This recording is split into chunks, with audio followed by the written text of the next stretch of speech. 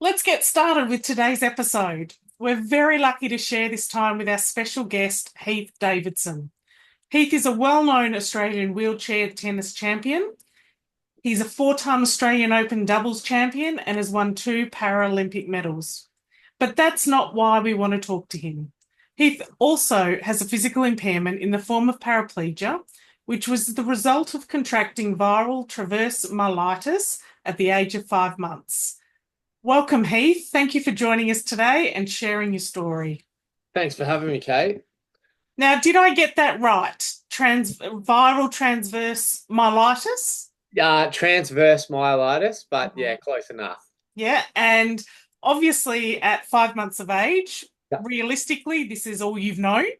Yeah, Your body yeah. how it is. Pretty rough start to life. I Um, mean, I guess it is a pretty rough start for life, but the advantage of getting it so young is I can't remember any of it. So, and you um, don't know different.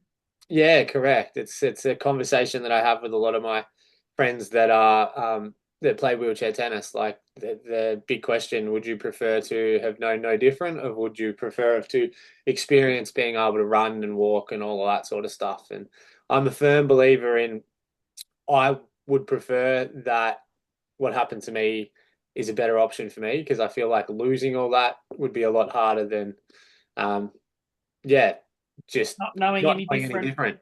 Yeah, absolutely. Do you want to tell me a little bit about growing up? Yeah, I mean, as we just said in the opening scene, the I got transverse myelitis when I was 5 months old. I was in hospital for about 17 months because I was so young, they didn't know what had happened.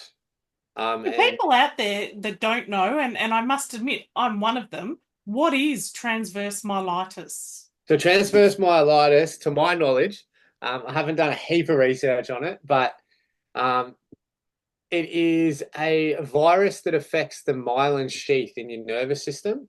So it chews the, I guess, shielding away from your nerves, and it just has affected me that way. So now my brain can't send messages down um, to my legs.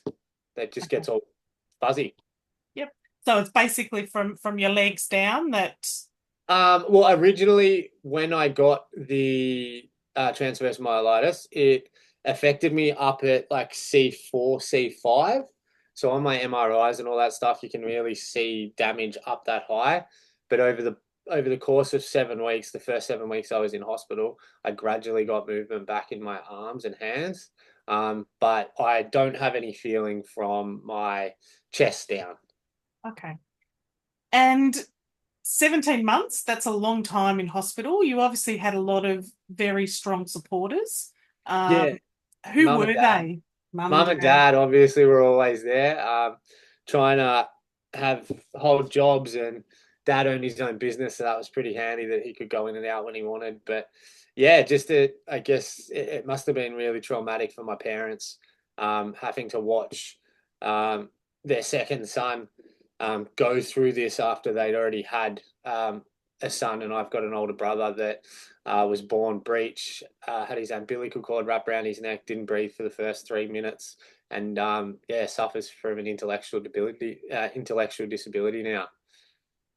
Wow. So your parents have really done the hard yards. Yeah, strong people, I would say. I mean, I guess whether people say like whether you believe in God or not, he had a plan for them, and that sort of he wouldn't have done it to two people that couldn't handle it. And my mum and dad obviously were strong enough and did a pretty good job, I reckon, in the end. So And I'm a firm believer you get what you can handle. yeah, And there's a reason that, these two beautiful children that had extra needs were given to your parents, yeah. whatever that is. So what was your upbringing like? Obviously, I wasn't aware about your brother, so that adds a whole nother complexity to it's not just all about you, whereas sometimes it is when you've Yeah. got a child with a disability. Here's a family with two children with disabilities. How did that affect your upbringing?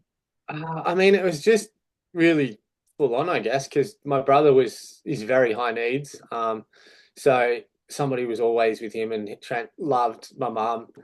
He's big mama's boy, so mum had to do everything with Trent, and I sort of was in and out with dad and mum and sort of stuff like that. But I mean, my upbringing was great. I guess we all families have troubles and stuff like that, but yeah, I went to just a normal primary school, which is pretty cool. And then Mainstream? pardon? Mainstream primary Yeah, school? mainstream primary school, which was awesome. My brother actually went to the same primary school that I did, and then towards the end of that, he was told he wasn't allowed to graduate because obviously he didn't complete any of the subjects and stuff like that.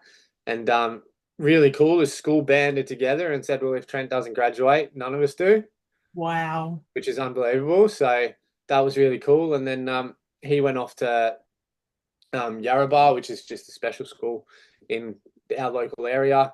Um, and I continued on for a few more years. I moved school to a different mainstream primary school in grade 4, and I met my best mate there to this day.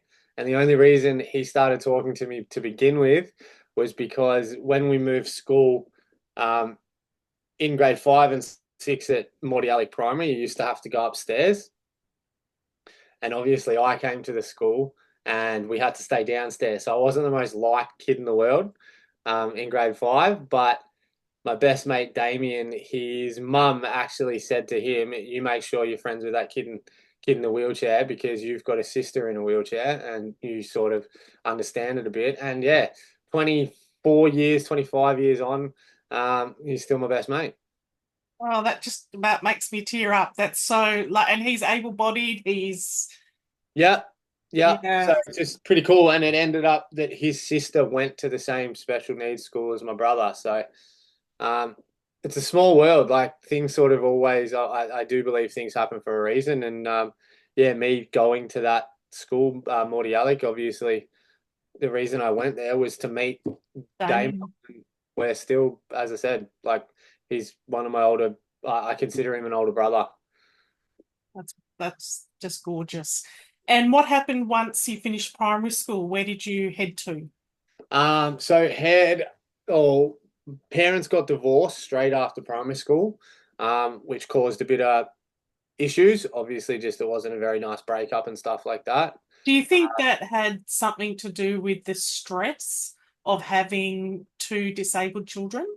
Yeah, potentially. Like, I mean, I know I've spoken to both of my folks about it, and they said that it's got nothing to do with you and Trent. It just sort of things happen, and like whatever happens happened in that relationship. But I mean, you can't help but think, like obviously, if my brother and myself didn't have disabilities, it may not have been as stressful and it may not have been as much pressure on my parents to um, like yeah be as around and because we both were pretty high needs back in those days, like and whatnot. Obviously, I've grown up now and I'm pretty independent. But yeah, I mean, I don't think that we had anything to do with it, but yeah, I just don't know. Potentially, like subconsciously, it could have played a part.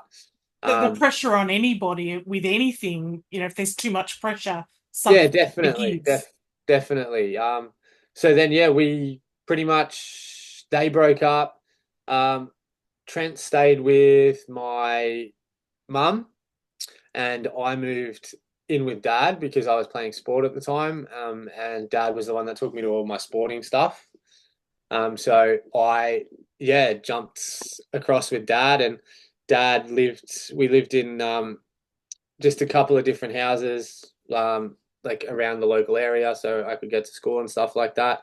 And then in year 8 or year 9, we moved into dad got a new partner and his partner didn't want me and my brother to be a part of their family.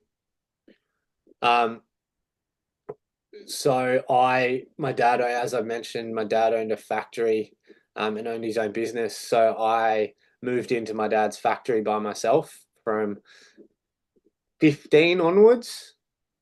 Um, which look, everyone seems to horrendous, but at the same time, I mean, I was 15 and living by myself with no parents and no rules. It was pretty cool.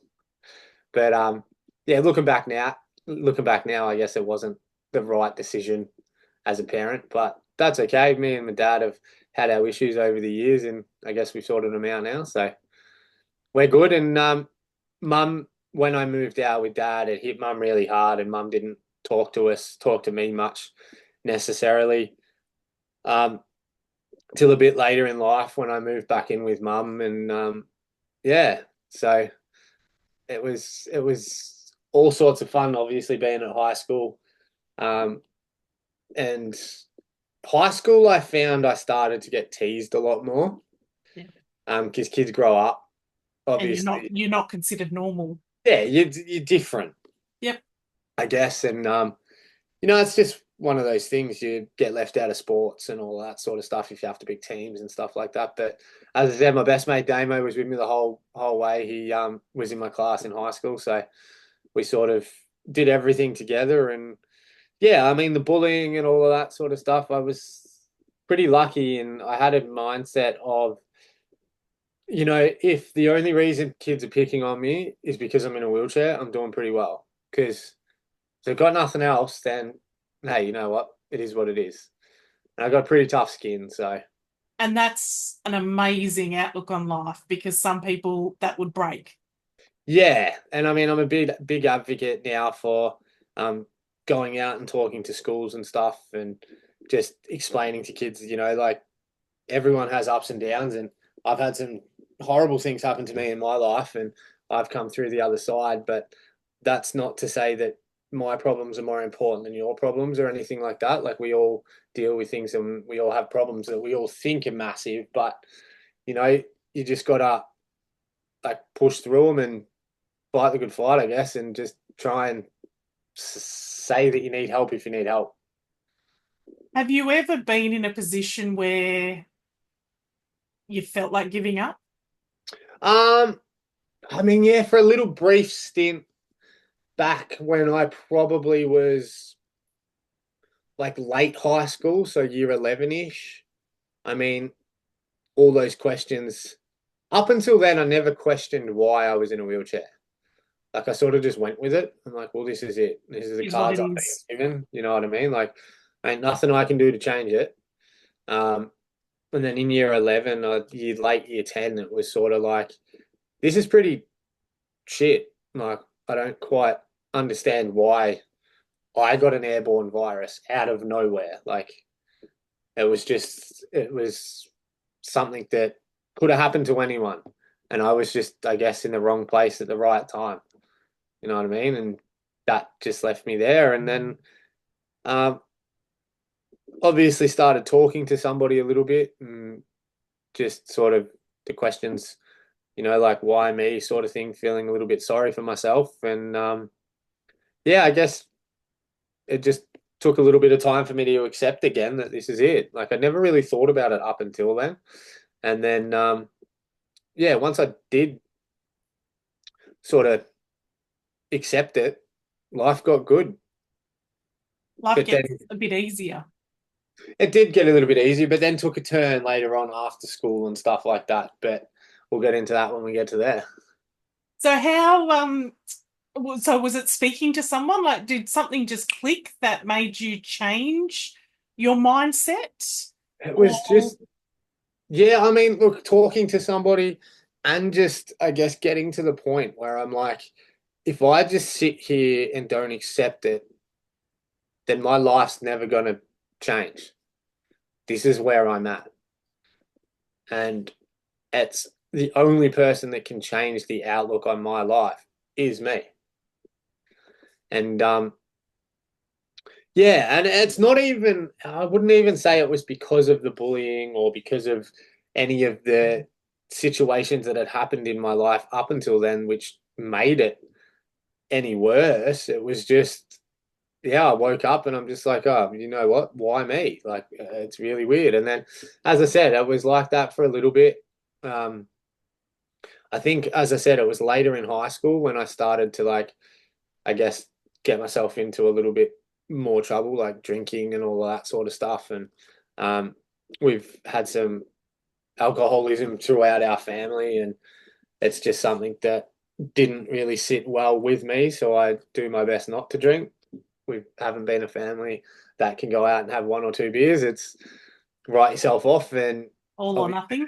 yeah, there's a lot of depression and mental health issues in my family as well. We've had a few suicides on my mum's side and a couple on my dad's side. So um, it's just something that I sort of now can sit back and look at myself and say, you know what, that's not for you. So let's just not partake, pretty much.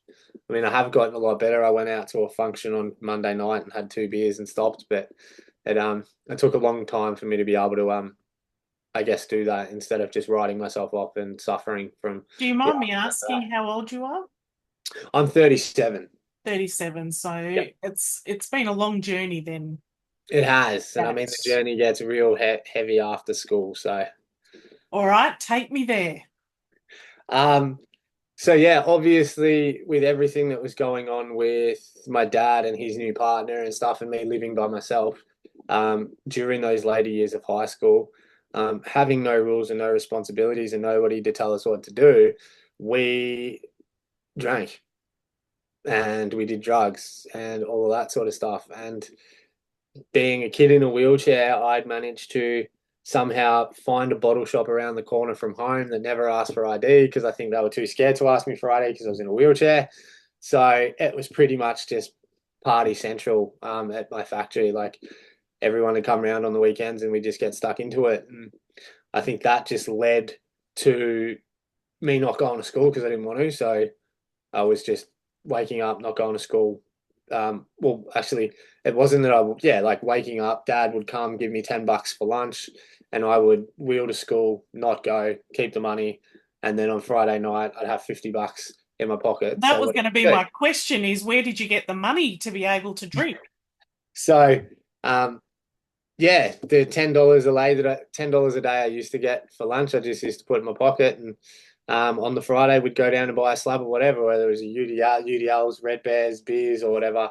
And I was super lucky that there was a lady that used to own like a tuck shop just up the road from my dad's factory that I'd become really good friends with. So she'd bring me dinner every night from leftovers from the day and stuff like that. So yeah, I mean, I'm pretty lucky in a lot of ways because I did have these amazing people in my life that looked after me as much as I didn't think I needed to be looked after. You look back now though, and you can Yeah, probably see 100%. that Yeah, 100%. you would have Um, liked someone to look after you. and then obviously that relationship with my dad during that time was really fractured, and um, I guess couldn't understand why. I guess at the time, well, not at the time. At the time, as I said, I thought it was awesome. I could do whatever I wanted. Um, but then growing up a little bit, you sort of realize that, hold on, that's not what a dad's supposed to do, sort of thing. So, And you um, must have felt lonely at some stage. oh, definitely, definitely. Like my tennis coach back then has now become my tennis coach again now. And we talk about it all the time. Like he lived 20 minutes around the corner from where I lived, and he used to just casually swing past to check up on me, but not pretend that he was tell me he was checking up on me. He'd just come and say good day and play a game of PlayStation or whatever, um, which is super cool. And like he's just one of the best blokes I've ever met in my life. His name's Marco, and a couple of years ago, I contacted him again to be my full-time tennis coach, and we are traveling the world together. So it's amazing. Um, but yeah, going back to that sort of end of school time, I dropped out at the end of year 11. Was still living was still living at the factory by myself, and then Dad had finally got fed up with me throwing parties and getting in trouble and stuff like that. So he kicked me out of the factory. So I rolled back to Mum's one day and sort of knocked on the door, and Mum said, "What's going on?" And I said, "Can I come back?" And she's like, "Of course." Um, so then I went back to Mum when I was about 17 or 18, and it was awesome that Mum took me back. Um, but at the same time, mum had suffered a heart attack early on and her life had changed dramatically. So mum was really like really straighty 180, didn't drink, didn't do anything wrong, was just like looking after Trent, looking after me. And then after a heart attack, she sort of let the reins off a bit. And mum became a heavy drinker and um, used to have parties as well. This is all while my brother was living there and stuff like that. So me going back into that environment probably didn't help because that just encouraged my drinking and I guess uh, drug abuse. Um, and that's when we used to go out every weekend, and I used to do pretty much Wednesdays to Sundays, week after week after week, living pension to pension, not really having any direction in life. Um, but at that time, obviously, I couldn't see um, what it was doing to me. I guess like The damage. you're around people that you think are your mates, that you're out every weekend with, just getting hammered and having people come over to party at 3 a.m. in the morning and nobody bats an eyelid. It's just like, let's go. Um, Was Damo a part of this? Damo, no. So Damo's always been there and always hung out, but Damo was never one to like. Damo loves a drink, and he definitely gives me shit these days because like we'll go to the pub and we'll have a feed and he'll have a couple of beers and I'll be like, "No, man, I'm not interested." And he's like, "Oh, you know what I mean? You can't just have one." But no, Damo was really Damo was good in the sense that like Damo, I had sort of my close friend like Damo and like a few of my high school friends, and then obviously when I was going out and doing all that other stuff, you meet people, and that became another friend group. And I guess my life started leaning towards that other friend group because that's who I was hanging out with, and that's the common interests that we had. Um, It's but interesting though that he's always been there in the background. he So definitely he's has. always let you be who you are, He's but he's definitely always never, supported you. yeah, always supported me. I mean, shit, we've had a few arguments and a few fisticuffs over the years, but I mean, That I would like to see. it's good fun. But yeah, he's just always been there. He never left, which was really cool. And for me, that meant so much because I feel like honestly, I know my mum never left and my dad never left, but they sort of did in a way. Like not having that contact with my mum for those years when I was living with dad, and then when dad, I guess, chose to be with his new partner over having his two kids around. Like I guess there was a bit of an abandonment stuff. And Massive trauma. the other thing about Damo is Damo's parents moved as well. So Damo moved in with me when he was a young kid as well. So sort of all we've really had is each other. Like my mum passed away recently, and the first person I called was Damo, just to let him know because he used to call mum, and like he lived on and off with us for 20 odd years. So it's it's crazy. Like it's just a bond, I guess, that um, will never be broken, even though we disagree on so many different things. And my life decisions have turned to shit, and some of his have, and we've both given each other advice. But it doesn't matter what happens at the end of the day. Like he's always going to be there for me, and I'm always going to be there for him. So That's what respect is all about. We can all have different opinions, but what's yeah, right for you is not right for me, and what's right for me is not right for you. It doesn't make it wrong. yeah. So yeah, he was always around, and when I started to get really stuck into like the partying, like as I said, we were 5 nights a week out and about. I was using a lot. I was drinking a lot, um, and just became, I guess, a routine. We're getting in trouble. Um, it was something that we did. We'd party for 5 days, sleep for two, and then do it all over again. And then we moved up to Rosebud. We mum bought a house in Rosebud, so we moved up to Rosebud, and I thought, you know what, being up there would probably help because I'm not around the people that I was doing it all with. Um, but yeah, it didn't help. I just kept going while I was up there. I guess you meet if that's sort of the thing you do, you find people that do the same thing. And yeah, it wasn't until 2014, 13 that I really sort of stopped doing all that sort of stuff and got myself clean and found some purpose in life. I actually went back to just doing gym work and stuff like that, and then that led me into a path where I started enjoying watching tennis again. And I was watching Wimbledon one night, was watching Nick Kyrgios play Rafa Nadal, and thought to myself, my partner at the time said, "You used to play tennis, hey?"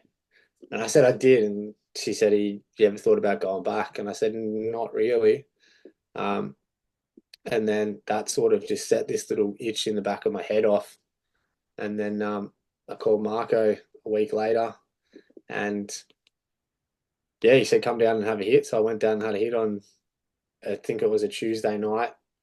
And then fast forward 18 months, I was at the Paralympics. So was there a defining moment where you said, that's it, I'm done. I've got to get my shit together?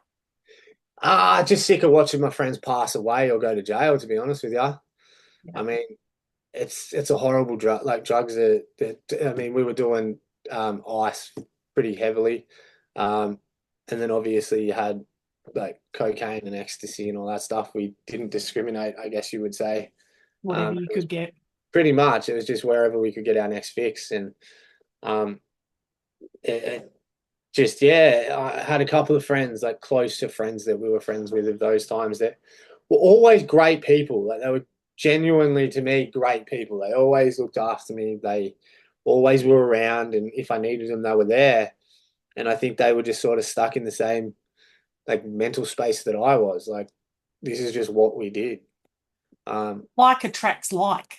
Yeah, and yeah, a couple of them got locked up, and a few passed away. Um, obviously from overdoses and stuff like that. And I've even got a couple of friends from that time that all got clean, and we're still really close as well. So it's cool, but that like that moment that I stopped, I realized that a lot of the people in that space weren't my friends. Yeah. Because once you stop doing it or stop being an asset to doing what they're doing, they just disappear. So yeah, I mean, I guess that really gave me a kick in the bum. Obviously, as I said, watching some friends pass away or go to jail, but then just realizing that I was a bum and a nobody, and I literally lived paycheck to paycheck, and I didn't want my life to be like that because it was You shit. had some inspiration. There was something Yeah, there that you wanted more out of life. yeah, 100%. I mean, I didn't want to be another statistic that died from an overdose, or like I'm quite lucky that I didn't get in trouble as much as some of the other boys or Do you girls. think that was because of your disability? Um, Yeah, definitely. I mean, I've definitely been uh, let off a couple of times because police officers saw the wheelchair and are like, "Oh, fair enough. Like, you go home, we'll take these boys," sort of thing. So, I mean, it does have its benefits. Like, good And park I do lots of have to benefits. acknowledge that I was a police officer in Victoria. So I can just imagine the whole Yeah, scenario, and it would be, no, you're way too hard to deal with.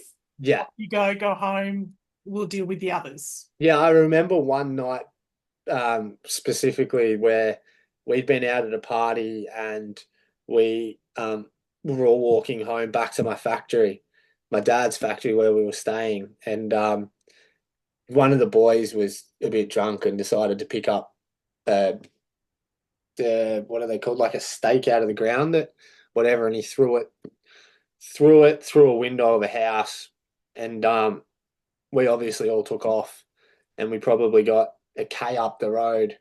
And then a police car pulled us over, and the officer jumps out and he's like, "Oh, um, were you guys at this place?" And we're like, my mate at the time went, "Nah." And the police officer's like, "Oh, that's pretty interesting because I don't think there's too many groups of blokes with a dude in a wheelchair um, around this area at this time of night." And I'm sitting there and I'm like, "Ah, shit." well, I think we're in a bit of trouble.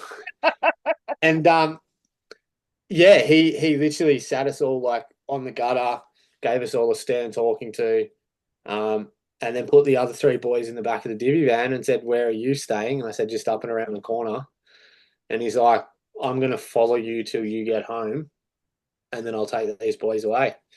And I'm like, "Okay, sweet." But yeah, just lucky and stuff like that. I mean, I guess.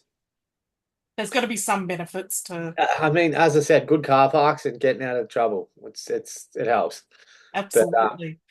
So did you have, we didn't touch on tennis in your younger years. You had played tennis in your younger years? yeah, so I started playing tennis when I was 14, Okay. and played for about 4 or 5 years, at a reasonably high level. And then obviously that's where I met Dylan, which was cool. And yeah, once I started, I guess, growing up, and I didn't really have much of a social life when I was playing tennis because I was playing comps every weekend or, training and stuff like that. And all of my mates that I knew at the time were going out, and that's when we all started like drinking. As I said, started drinking or whatever. So um, I stopped playing tennis when I was would have been just before my 18th birthday. Um, and then yeah, that was it. I didn't even think about it for 11 years, I think it was. I had off. And Which isn't was, it funny how someone can just plant a seed and that was all you needed to have purpose again? yeah, it's like people had bought it up obviously throughout the years and stuff like that, but it was never really anything that I really wanted to pay attention to because I wasn't ready. You know what I mean? I was obviously quite happy at those times to be doing what I was doing. Looking back, I wish I would have jumped in a little bit earlier. But as I said, like the reason I am who I am is because of all the shit that went on in my past. Um, and another thing, like obviously back when I was playing tennis as I was younger, my dad wasn't the greatest parent of a tennis sort of young junior, you know what I mean? Like he was very full on, and stuff like that. So it did take a toll, and I think that is part of the reason why I left because I didn't want to have to deal with that as well. So, um, but yeah, and then as I said, I came back, and I guess the rest is history. I've managed to turn my life around in a good way. Um, I Tell me feel about meeting your partner. my new partner, my new partner. So originally, the partner I was with at the time, I actually went to school with her brother, Yeah. and I didn't even know that her brother, or he had a sister. And then one night we ended up out and about, and whatever we hooked up, and then I was talking about times at school, and she's like, "Oh, were you in this grade?" And I'm like, "Yeah." And she's like, "Oh, my brother was in this grade," and they then we put two and two together. She's like, "How did I not know that Heath in a wheelchair was the Heath in a wheelchair that I'm currently talking to?" And I'm just like, my brother didn't even tell me, your brother didn't even tell me you had a sister. And I've been to your house multiple times. But yeah, that ended a while ago now. And um I did a podcast what would have been just before Tokyo. So when was that? 2020. Yep. With Dylan, I was on that, and then I got a message off a lady, um, saying she listened to the podcast and she loved the way I spoke. She said she cried, she laughed, she felt bad. And at the end of it, she signed off with "Who doesn't love a cheeky cheeseburger?" Because in that podcast, I said how much I love McDonald's. Um, and then obviously, heaps of people had messaged me throughout the podcast, like after the podcast, and said you spoke really well. And I sort of didn't really reply. And then that sort of caught my attention, the cheeky cheeseburger line. So then, yeah, I responded. She responded. She was living in Foster at the time. We were stuck in the middle of COVID, so nobody could go anywhere. So we just started chatting, like texting, and then texting turned into FaceTiming. And then, yeah, it was. The rest She is came, history. yeah, she came down. She flew down from Foster and sort of was super nervous. Funny story about that. She flew down. We'd never met. Um, and she'd been asking prior to coming down. She's like, so when we meet, what do we do? Do we shake hands? Do we hug? Do we kiss? And I'm like, well, I mean, we've been talking for like 10 months. If you want to kiss, we can kiss. Sort of, it's like a hello kiss. And then I remember she got off the plane, she walked over and she was that nervous she forgot to take her face mask off. So our first official kiss, she's wearing a face mask. That's hilarious. So And then has she moved down now she permanently? has. So she's moved down. We're living together. Um, she's the best. Like she's my biggest supporter. Um, she's just awesome, and I can't thank her enough for just making the big move to Melbourne because it's a bit hard for me to move up there, obviously with my tennis career and everything that we have in Melbourne that is just too hard to give away. So am I allowed to ask wedding bells in the picture? I mean, look, if you asked her, it'd be yesterday. Now we have spoken about it. She took this year off work, well, 6 months of this year off work to travel with me full time because she's a physio. So um, we did that big world trip this year, and we sort of made it through that probably stronger than we were before, which was awesome. It was so much fun having her on tour. Um, it made it really enjoyable again because I think one thing people don't understand is yes, I do live a really cool life and I get to play sport for a living, but the travel sucks. Like there's a lot of travel, and we're really just looking at hotel rooms and tennis courts Yeah. because we don't really have that. Like, oh, we have a week here and then a week to do stuff. It's tournament to tournament. Um, so yeah, having her around and forcing me to do stuff was pretty cool because she loves an adventure. Like she's the coolest and best person I've ever met. She's just like, and she doesn't let me say no to things. Yeah. Like if she wants to go for a 5 hour walk around Madrid on cobblestone footpaths, guess who's going for a 5 hour walk on cobblestone footpaths? Me. Fair Um, enough. she is just awesome, and yeah, I can't wait. But wedding bells, I reckon they'll come. Just not this year. I mean, we're lucky it's nearly 2025, eh? So Can you believe it? she Um, keeps sending me rings and stuff on like Instagram. She's like, I like this one. I'm like, you do understand it's $25,000. She's like, your point? yeah, you're a tennis player. I'm like, yeah, well, I don't earn able-bodied tennis player money, unfortunately. I wish I And did. coming back to that, who organises all of your travel? And because obviously it's not like an able-bodied person that can just pick up their bags and walk from this plane to this plane. And who does that? Do you do that? Do you Yeah, well, organise it I all? mean, yeah, myself and Tennis Australia are in pretty heavy contact with each other most of the time when it comes to organising trips. And it's just like, do you want to do this flight? Do you want to do that flight? There's certain airlines that we avoid because they're horrendous. Um, but then there's other airlines that are normally good that sometimes shit. Um, Traveling in a wheelchair isn't the greatest thing in the world, and I guess because I have so much luggage, it makes it even a little bit more difficult. Like I'm traveling with two wheelchairs, luggage, tennis bag, um, Wow. plus me. So And getting you always have to travel with someone? no, I don't always. I do travel by myself sometimes. It's a lot easier with somebody, just because it is easier to help with luggage and stuff like that. But I mean, it can do it by myself and have done it by myself. When Dylan retired, he sent me a message, his first plane trip after his retirement, and he's like, mate, doing this One without bag. he loved it. He's like, mate, it'll change life. And Yeah. I'm like, I'm just not quite ready to retire yet, brother. But um, yeah, so don't always travel with somebody, but it definitely makes it easier. And another thing about being in a wheelchair, which is pretty cool, you get to skip all the queues at the airport. Who could you, couldn't ask for anything more. That's it. I've got a feeling I know the answer. It's one of two. Yep.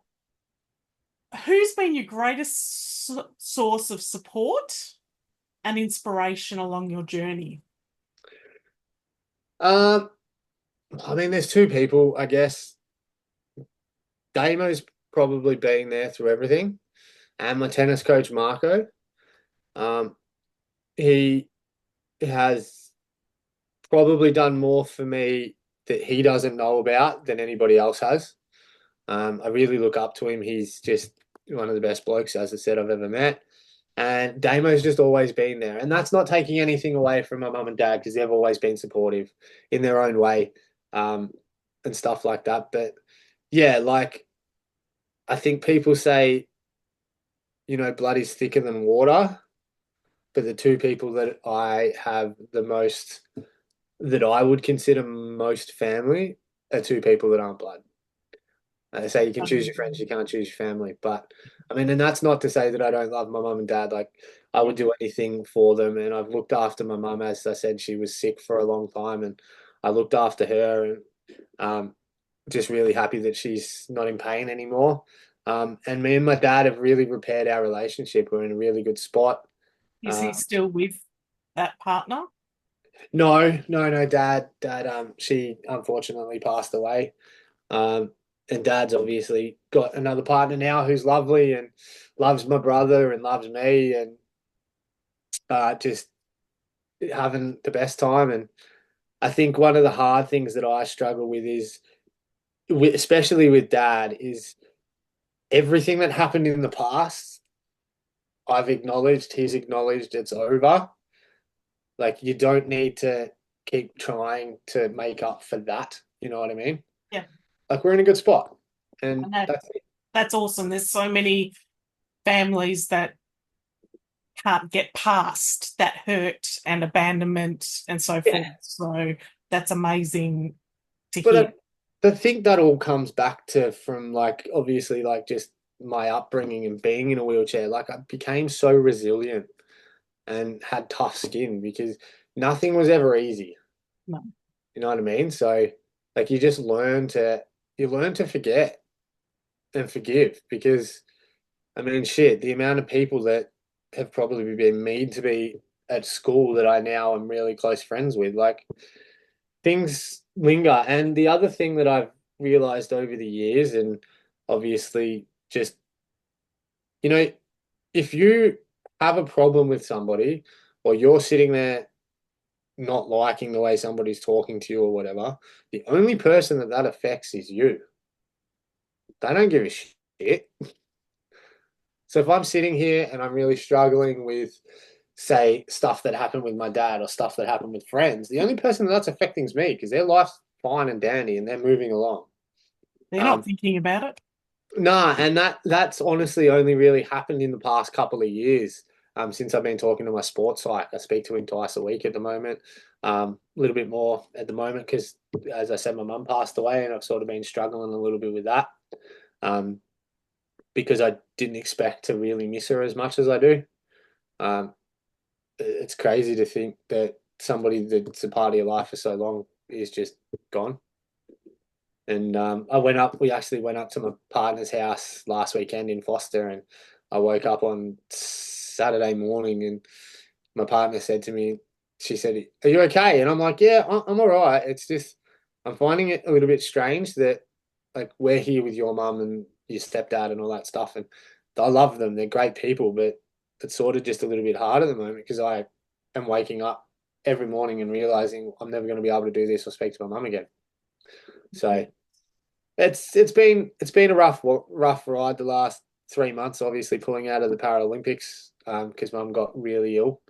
Um, so yeah, it's tough, but life gives you what life wants to give you, and you've sort of just got to roll with it because if you don't, it's going to be tough. What advice would you give someone who feels like their disability is holding them back? I mean, put yourself out there is probably my first one.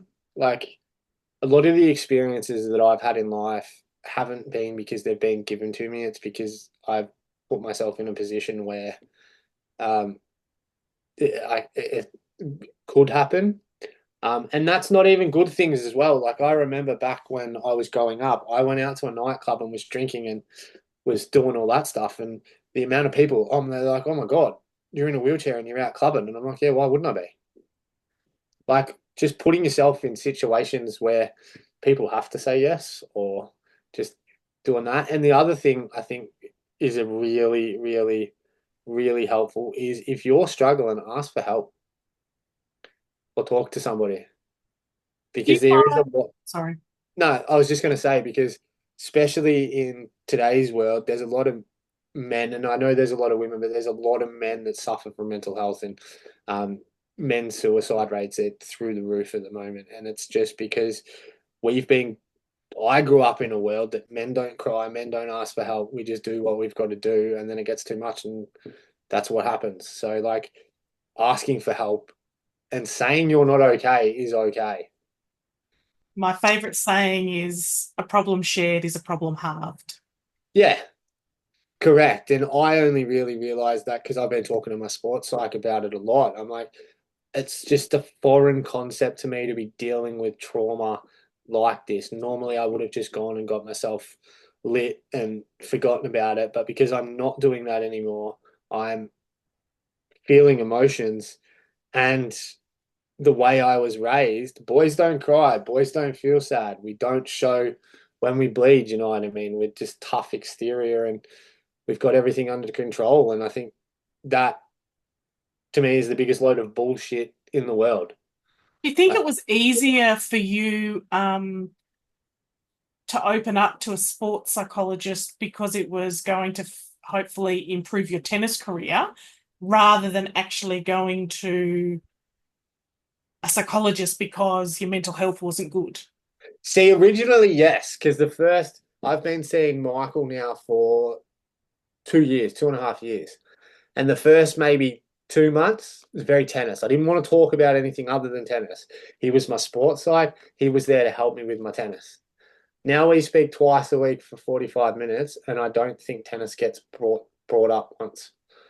It's all just how am I going? Like, and obviously there is a lot of past trauma from when I was a kid that we're now starting to hash out. And that's all been a massive help to my tennis. So, like it is scary, and he was the one that showed me, like be vulnerable because if you're not vulnerable, nothing will get fixed. You know what I mean? And that's what this podcast is all about. It's I want people to realize that it's okay.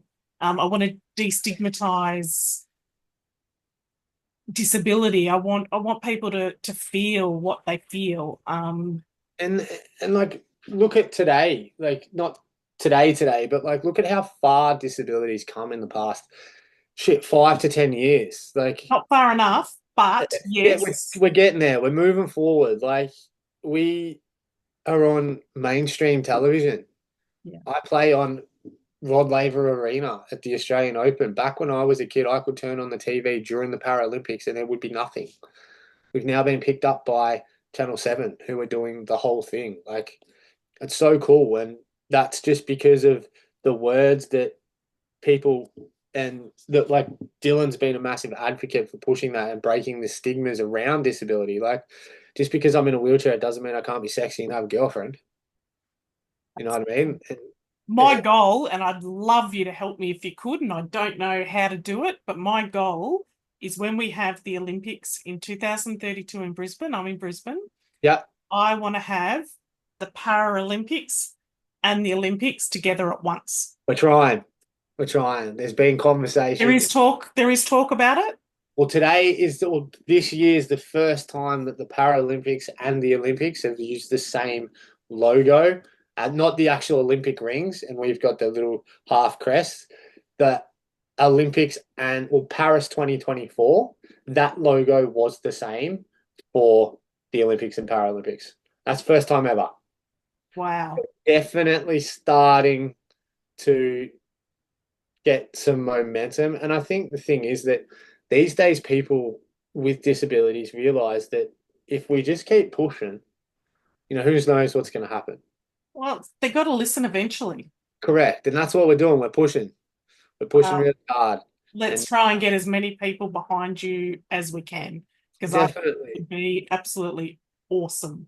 definitely. And people are interested as well. Like people are really receptive these days.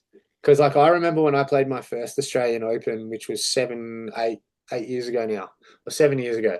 Um, my whole crowd that watched me play my first match was three of my friends and my support team from Tennis Australia. Now I go and play and I have a full stadium. and they don't know who I am. They're just coming to watch tennis. And they notice a dude that's got neck tats and finger tats and probably shouldn't be out there anyway. Like, you know what I mean? Like, it's pretty cool to think. And just the fact that Tennis Australia have given us the opportunity to showcase what we can do as athletes. And they see athletes before they see an athlete with a disability, Yeah. which is really cool. So tell us about your time in the tennis area with Dylan. Was Dylan your main partner, or have you had a few partners? So me and Dylan grew up playing tennis together, and I was obviously a little bit older, so I was slightly better back then. And then I had all that time off. Dylan went and played basketball for Australia and was pretty successful doing that. And then when I came back to tennis, as I said earlier, I just went down on a Tuesday night and was playing casually. And I posted something on my socials, and Dylan saw that. And Dylan then got in contact with Tennis Australia. Tennis Australia got in contact with me. And Dylan had just sort of said, you got to get this guy back on our side, sort of thing. And then from then on, it's just been full on, like 5, 6 days a week. Hitting tennis balls. I'm in the gym 3 days a week. I'm doing fitness a couple of days a week.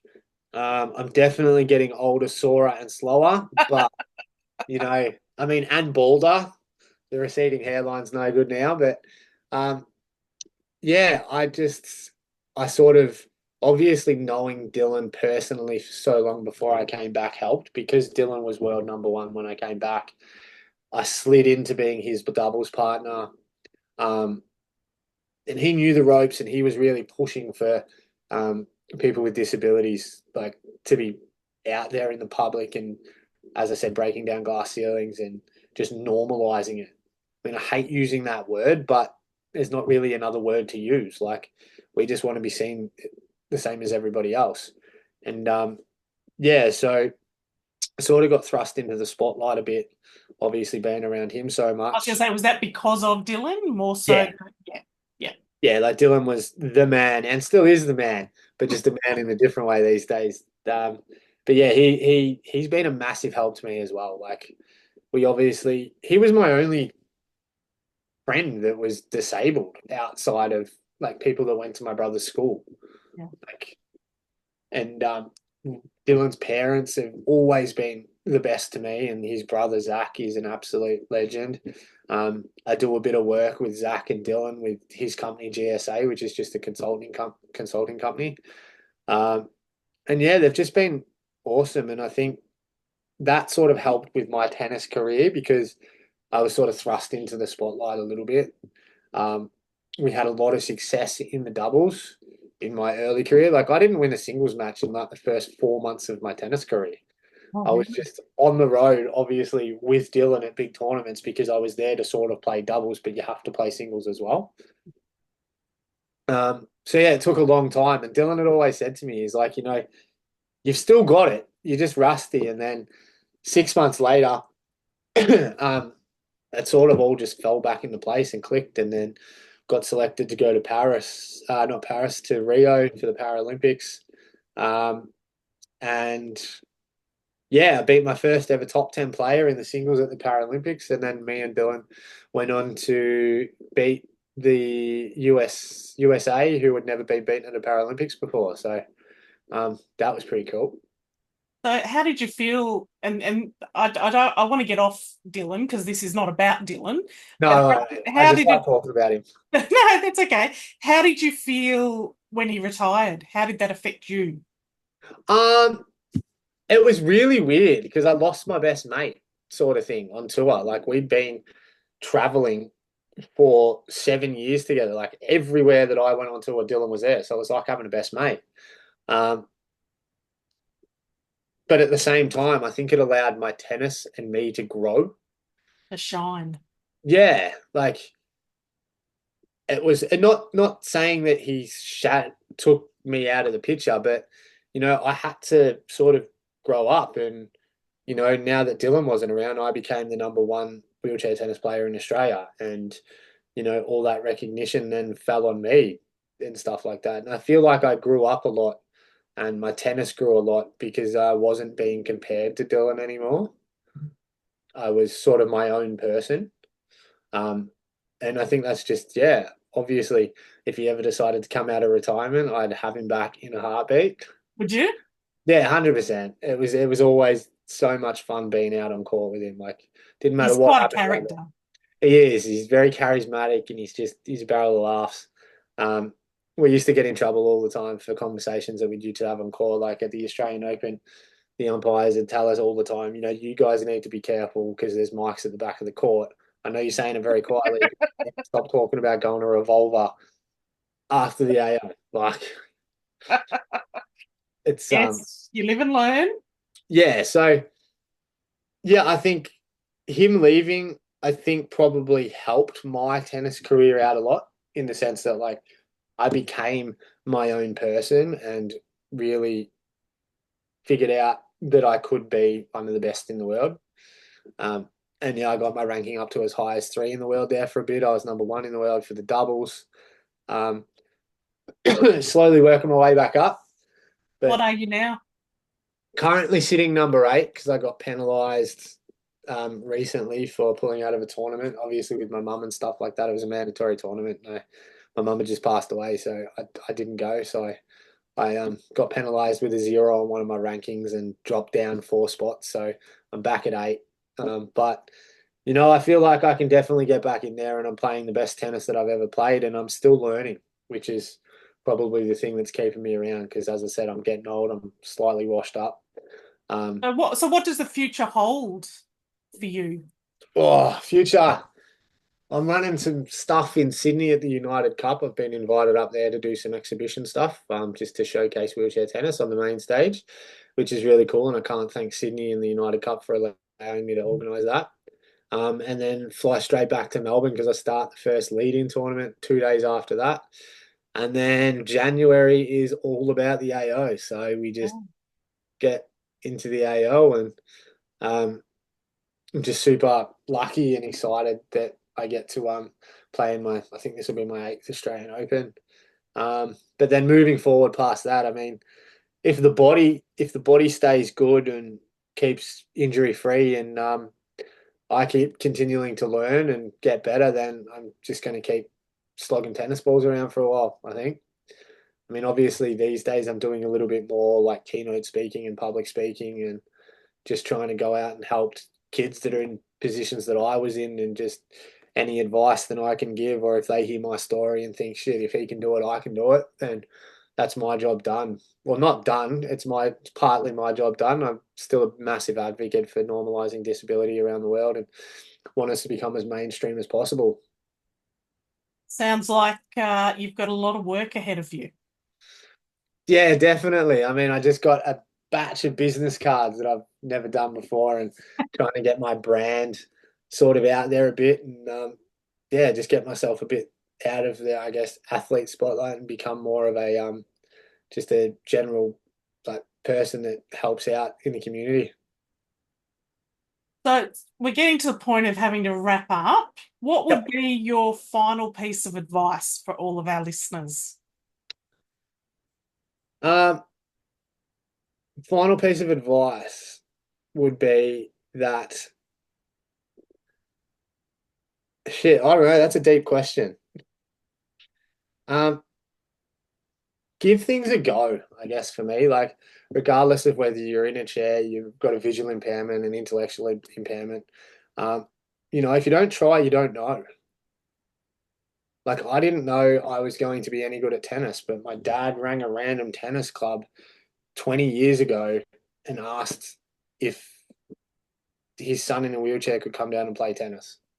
And they said, we've never coached anyone in a wheelchair. And Marco's like, yeah, but surely it can't be that hard. Like, it's the same. Just And I because think, somebody believed in you. correct, somebody took a chance. So Yeah. yeah, just go out, give things a go. I mean, it's not always going to work out, and I'm the first person to tell you that things go wrong in life, but you just got to be resilient.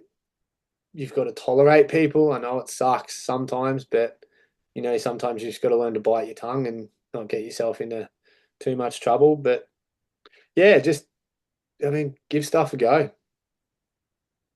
Love it. I can't thank you enough, Heath, for sharing your experience and so being so open about your life and the trials, the tribulations, the hard parts. It really has been an inspiration to listen to you. So thank you very much. Thank you very much, Kate. I appreciate you having me on. And yeah, I just can't thank you enough for letting me tell my story. And as I said, if this reaches anyone and helps anyone, then I think we've done the right thing. Absolutely. We've loved sharing today's show with you, and we hope our intention to make a difference is reaching through the airwaves to you and your loved ones. Feel free to check out the show notes for the links you need to stay connected to Heath. Go to our Facebook page to engage with us at facebook.com/navigating disability. And wherever you're listening or watching this show, please give us a thumbs up, a heart, or a 5-star rating. Share this show with as many people as you can, and let's make this world of disability a better place, one conversation at a time.